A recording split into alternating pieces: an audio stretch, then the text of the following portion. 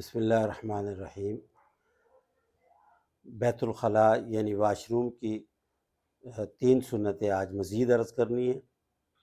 ایک یہ ہے کہ جب ہم واش روم میں قضائے حاجت کے لیے بیٹھیں تو قبلہ کی طرف نہ منہ ہونا چاہیے اور نہ ہی پیٹھ ہونی چاہیے۔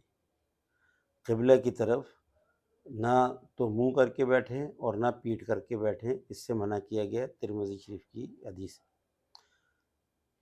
بلکہ ہمارا رخ جو ہے وہ شمالاً جنوباً ہونا چاہیے، یعنی اگر ایسے سیدھا قبلہ ہے تو اس طریقے سے نہیں بیٹھنا چاہیے بلکہ اس طریقے سے بیٹھنا چاہیے۔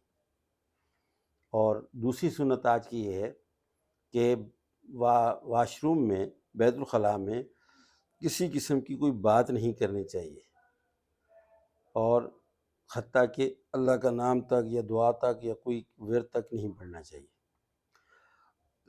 کوئی اگر بہت زیادہ اشد ضرورت ہو تو بات کر لے، لیکن منع کیا گیا ہے، حدیث پاک میں اس کی ممانعت ہے۔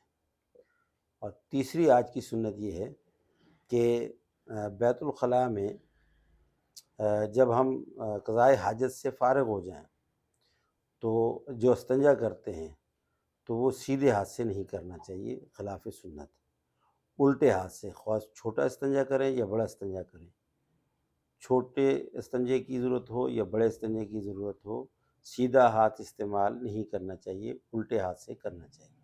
تو آج کی یہ 3 سنتیں ہیں۔ اللہ تعالی ہمیں آپ صلی اللہ علیہ وسلم کی سنتوں پہ عمل کی توفیق عطا فرمائے۔